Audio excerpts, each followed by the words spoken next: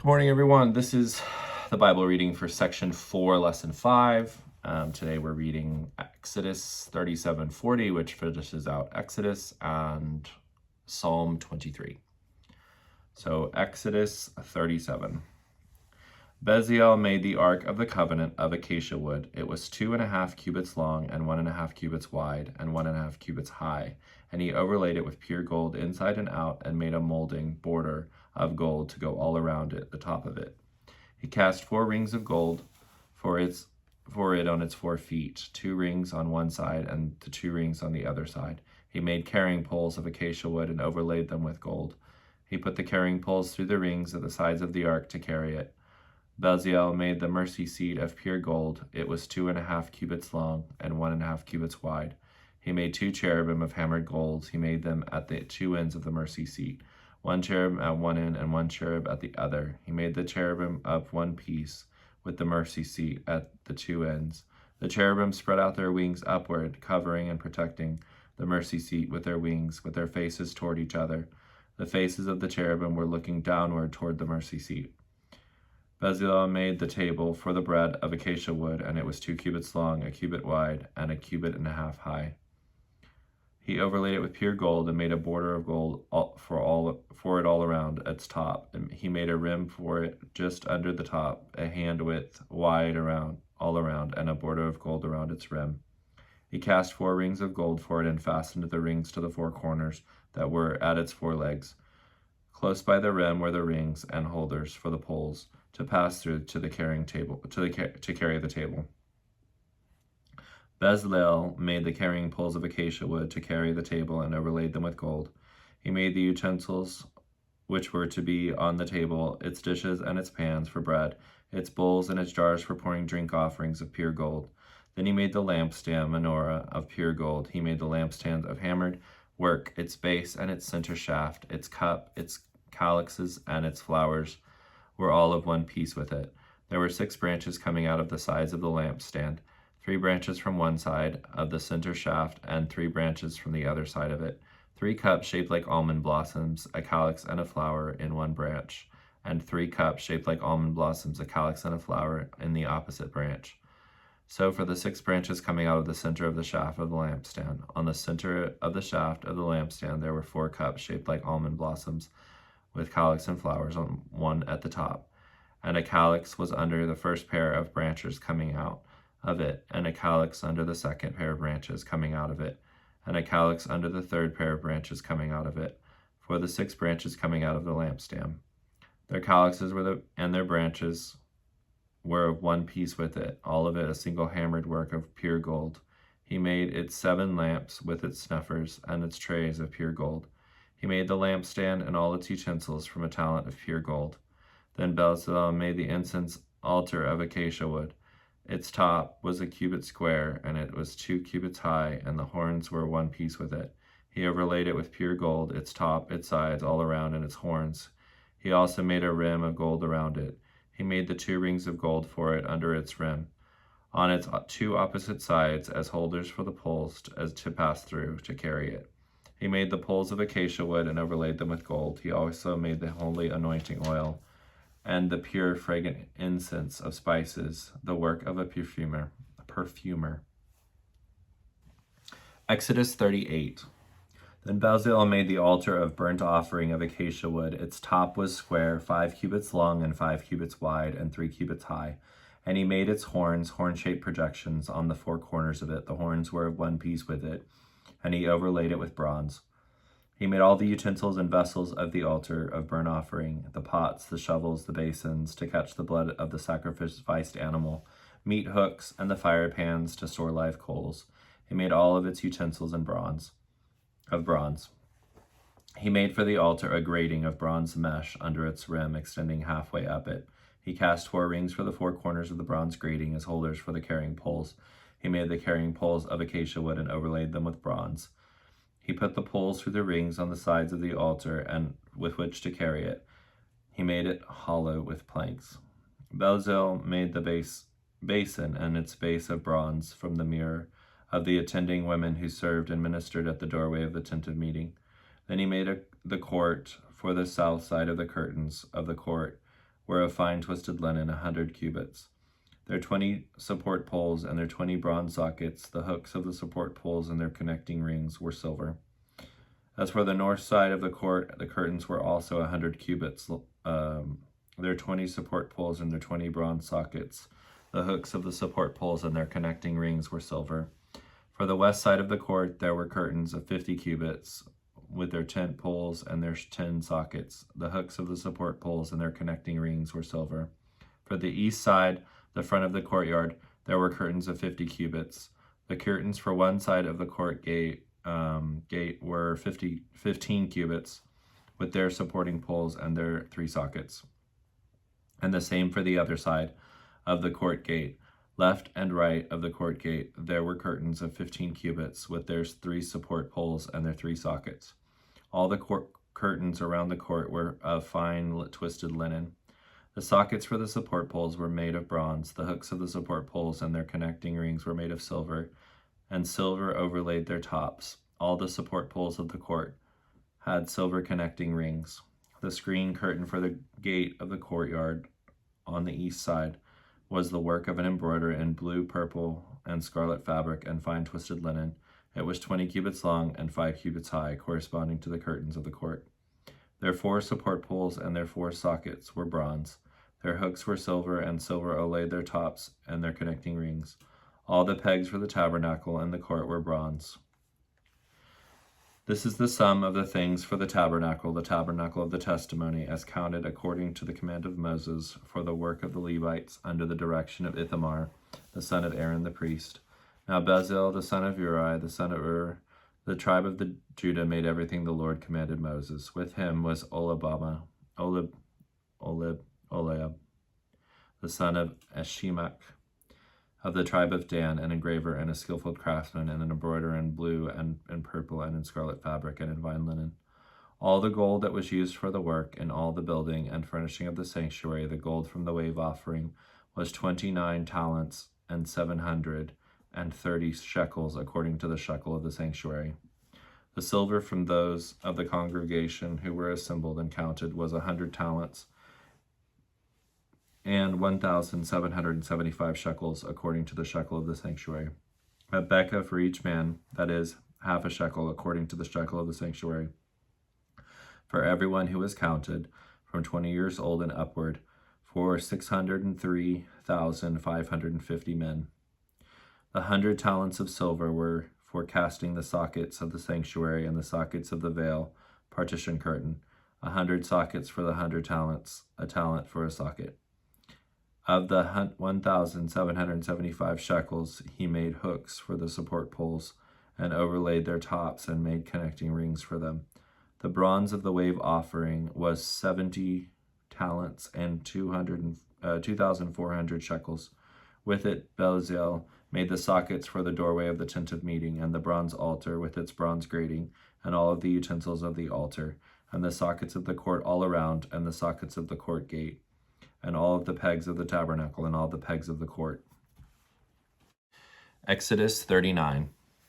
Moreover, from the blue and purple and scarlet fabric, they made finely woven garments for serving and ministering in the holy place. They made the holy garments for Aaron, just as the Lord had commanded Moses. Bezalel made the ephod of gold and of blue and purple and scarlet fabric and fine twisted linen.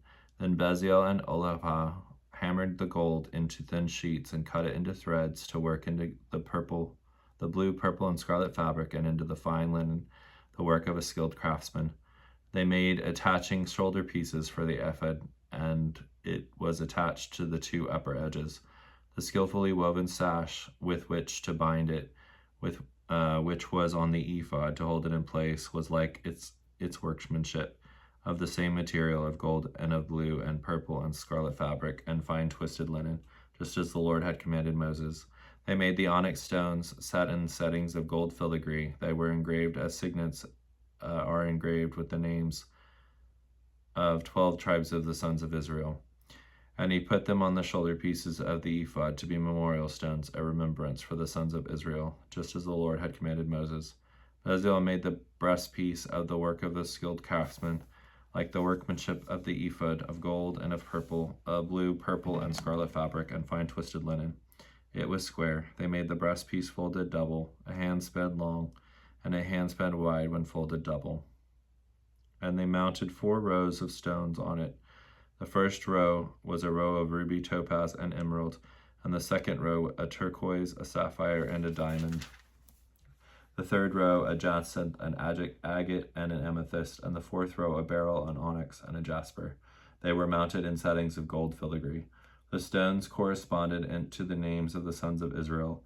They were 12 in all, corresponding to their names, engraved like a signet, each with its name for the 12 tribes. And they made on the breastpiece twisted chains like cords of pure gold. They made 2 settings of gold filigree and 2 gold rings, and put the 2 rings on the 2 ends of the breastpiece.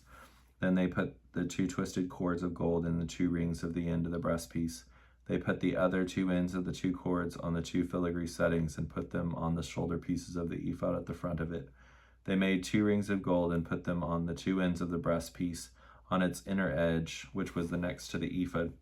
Furthermore, they made 2 other gold rings and attached them to the bottom of the 2 shoulder pieces of the ephod at the front of it, close to the place where it was joined, above the woven sash of the ephod. They bound the breastpiece by its rings to the rings of the ephod with a blue cord, so that it would lie on the woven sash of the ephod, and so that the breastpiece would not come loose from the ephod, just as the Lord commanded Moses. Then Bezalel made the robe of the ephod of woven work of olive blue. There was an opening for the head in the middle of the robe, like the opening of a coat of arms, with the hem around it, so that it would not fray or torn. On the hem of the robe they made pomegranates of blue, purple, and scarlet fabric and fine twisted linen. They also made bells of pure gold, and put them bells between the pomegranates around the hem of the robe, a bell and a pomegranate, all the way around the hem of the robe, for service and ministering, just as the Lord commanded Moses.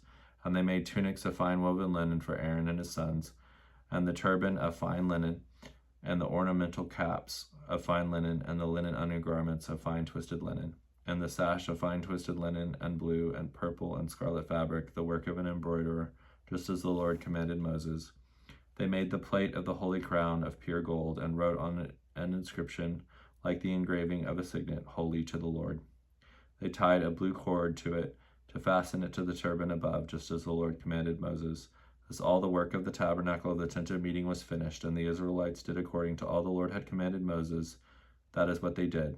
They brought the tabernacle to Moses for him to inspect, the tent and all its furnishings, its hooks and its frame boards, its bars, its support poles, its sockets or bases, and the covering of ram skins dyed red, and a covering of porpoise skins, and the veil partition of the screen curtain, the ark of the testimony, its carrying poles, and the mercy seat, the table and all its utensils, and the bread of the presence, showbread, the pure gold lampstand and its lamps, with the lamps placed in order, all its utensils, and the oil for the light, the golden altar of incense, the anointing oil, and the fragrant incense, and the hanging veil for the doorway of the tent, the bronze altar of burnt offering and its grating of bronze, its poles and all its utensils, the basin and its base, the curtains of the courtyard, its support poles and sockets, and the screen curtain for the courtyard gate, its cords and pegs, and all the utensils for the service of the tabernacle, for the tent of meeting of God with his people, the finely woven garments for serving and ministering in the holy place, the holy garments for Aaron the priest,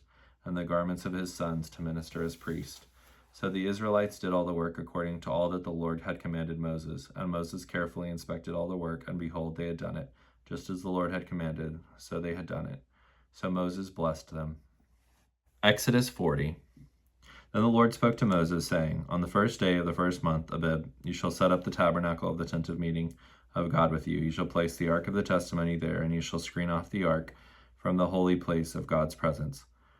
With the veil, partition curtain, you shall bring in the table for the bread, and arrange its setting, and you shall bring in the lampstand, and mount and light its lamps. You shall set the golden altar of incense in front of the ark of testimony, outside of the veil, and put the hanging veil at the doorway of the tabernacle. You shall set the bronze altar of burnt offering in front of the doorway of the tabernacle of the tent of meeting. You shall set the basin between the tent of meeting and the altar of burnt offering, and put water in it. You shall set up the courtyard curtains all around, and hang up the screen curtain for the gateway of the courtyard. Then you shall take the anointing oil and anoint the tabernacle and all that is in it, and consecrate it and all its furniture, and it shall be holy, declared sacred, separated from secular use. You shall anoint the altar of burnt offering and all its utensils, and consecrate the altar, and the altar shall be most holy. You shall anoint the basin and its base, and consecrate it. Then you shall bring Aaron and his sons to the doorway of the tent of meeting, and wash them with water. You shall put the holy garments on Aaron, and anoint him, and consecrate him, that he may serve as a priest to me. You shall bring his sons, and put tunics on them. You shall anoint them just as you anointed their father, so that they may serve as priests to me, and their anointing shall qualify them for an everlasting priesthood throughout their generations. Thus Moses did in accordance with all the Lord had commanded him. So he did. Now it happened on the first day of the first month Abib in the second year, after the exodus from Egypt, that the tabernacle was erected. Moses erected the tabernacle, laid its sockets, set up its boards, and put its bars, and erected its support poles. He spread the tent over the tabernacle, and put a covering of the tent over it, just as the Lord had commanded him. He took the testimony, the stones inscribed with the 10 Commandments, and put it into the ark of the covenant, and placed the poles through the rings of the ark, and put the mercy seat on top of the ark. Moses brought the ark into the tabernacle, and set up a veil partition for the screen curtain, and screened off the ark of the testimony, just as the Lord had commanded him. Then he put the table in the tent of meeting on the north side of the tabernacle, outside the veil. He set the bread of the presence in order on it, before the Lord, just as the Lord had commanded him. Then he put the lampstand in the tent of meeting, opposite the table, on the south side of the tabernacle. Moses mounted and lighted the lamps on the lampstand before the Lord, just as the Lord had commanded him. He put the golden altar of incense in the tent of meeting in front of the veil. He burned fragrant incense as a symbol of prayer on it, just as the Lord had commanded him. Then he set up the screen curtain at the doorway of the tabernacle. He set the altar of burnt offering before the doorway of the tabernacle of the tent of meeting, and offered on it the burnt offering and the grain offering, just as the Lord had commanded him. He placed the basin between the tent of meeting and the altar of burnt offering, and put water in it for washing. Then from it Moses and Aaron and his sons washed their hands and their feet. When they entered the tent of meeting and when they approached the altar, they washed, just as the Lord commanded Moses. And he erected a courtyard all around it, around the tabernacle and the altar, and hung the screen, the curtain, at the gateway to the courtyard. So Moses finished the work. Then the cloud, the Shekinah, God's visible dwelling presence, covered the tent of meeting, and the glory and brilliance of the Lord filled the tabernacle. Moses was not able to enter the tent of meeting because the cloud remained on it, and the glory and brilliance of the Lord filled the tabernacle. In all their journeys, whenever the cloud was taken up over the tabernacle, the Israelites would set out. But if the cloud was not taken up, then they did not journey on until the day when it was taken up. For throughout all their journeys, the cloud of the Lord was on the tabernacle by day, and there was fire in it by night, in the sight of all the house of Israel. 23. The Lord is my shepherd, to feed, to guide, and to shield me. I shall not want. He lets me lie down in green pastures. He leads me beside the still and quiet waters. He refreshes and restores my soul life. He leads me in the paths of righteousness for his name's sake. Even though I walk through the sunless valley of the shadow of death, I fear no evil, for you are with me. Your rod to protect and your staff to guide, they comfort and console me. You prepare a table before me in the presence of my enemies. You have anointed and refreshed my head with oil. My cup overflows. Surely goodness and mercy and unfailing love shall follow me all the days of my life, and I shall dwell forever throughout all my days in the house and in the presence of the Lord.